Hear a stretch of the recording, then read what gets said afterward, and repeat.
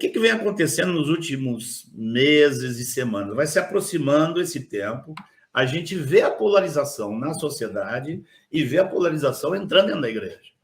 A grande pergunta é assim, faz o que agora?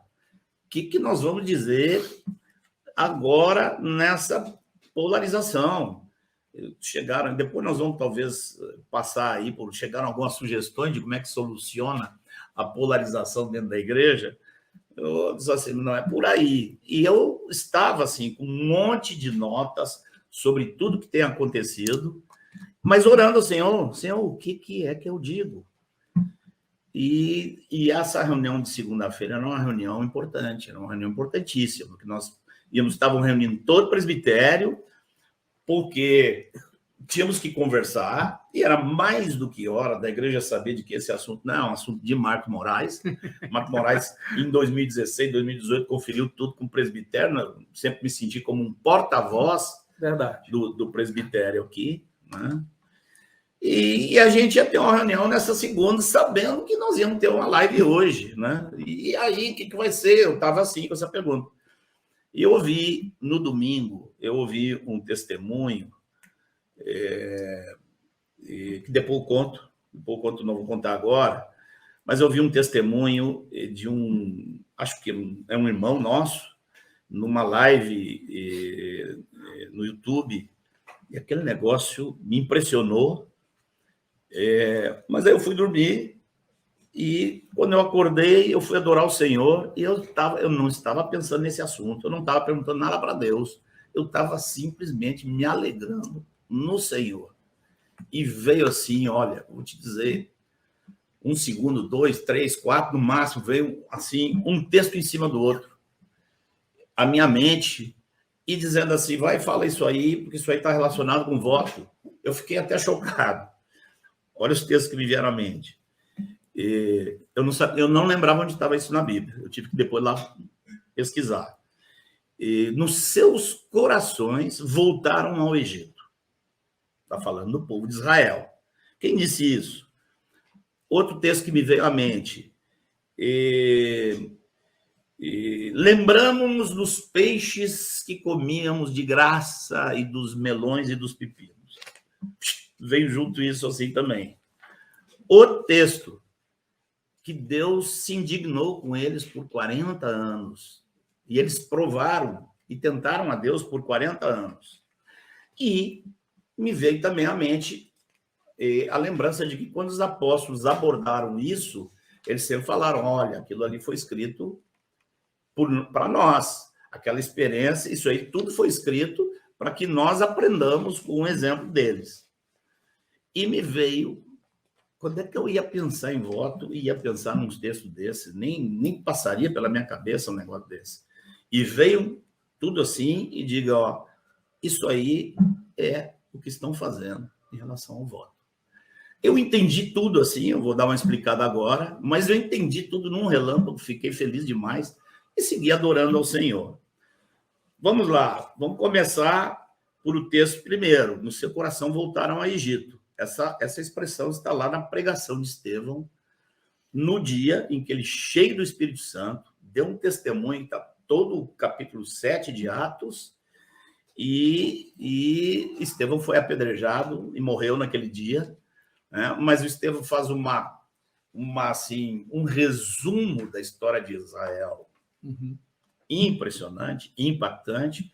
O alvo dele era uma repressão seríssima, que aparece, eu acho que dali do versículo 51 em diante, homens de dura cerviz, algo assim que ele diz, ele ia chegar nesse ponto. Mas ali na descrição, quando chega lá no versículo 39, ele usa essa expressão, nos seus corações voltaram ao Egito. Se você continuar lendo, você vai ver que ele está se referindo à idolatria ali do bezerro que eles fizeram e tudo. Diz, bom, aqui não tem tudo a ver com voto, né? Não tem muito a ver com voto. Mas se você vai para Hebreus, capítulo 3, o escritor de Hebreus também aborda e cita, eles endureceram o coração, o dia chama de dia da provocação. Aí vem algo mais. Tentaram a Deus, pondo-o à prova. E Isso está tanto no texto de Hebreus como no texto que Paulo escreve sobre o assunto em Coríntios, mas ali em Hebreus também o escritor menciona que eles erraram no coração e não conheceram os caminhos de Deus. E encerra praticamente dizendo que Deus se indignou com eles por 40 anos. Então, se foi 40 anos, não foi só o bezerro de ouro, não. Teve uma série de outras coisas onde eles tentaram a Deus. Bom, o que tem que ver conosco? O que tem que ver com nossos dias? Aí nós vamos para 1 Coríntios. Paulo aborda no capítulo 10 de 1 Coríntios também. E ele fala, ele introduz falando que eles beberam da pedra espiritual, que era Cristo. Está se referindo à água que saiu da rocha quando Moisés tocou a rocha, né? Mas diz também que Deus não se agradou da maioria deles e que eles foram exemplos para nós. Volta a pergunta. Tentaram a Deus como? Segundo, o que tem que ver conosco hoje? O que tem que ver com esse assunto? Bom, ali no texto de 1 Coríntios, há muitos exemplos. Paulo começa falando que eles foram exemplos para nós, e no final fala essas coisas foram escritas para advertência nossa, né? E fala que eles cobiçaram coisas más, se fizeram idólatras, praticaram imoralidade, puseram o Senhor à prova e murmuraram. Vamos lá. Aí não tem como. Aí nós tinha que ir parar lá em Números. E eu vou pedir aí que o Jean coloque para nós aí Números, capítulo 11, versículo 4 a 5. Vamos ler aí. E aí nós vamos chegar onde eu entendo que Deus me falou ali naquela manhã.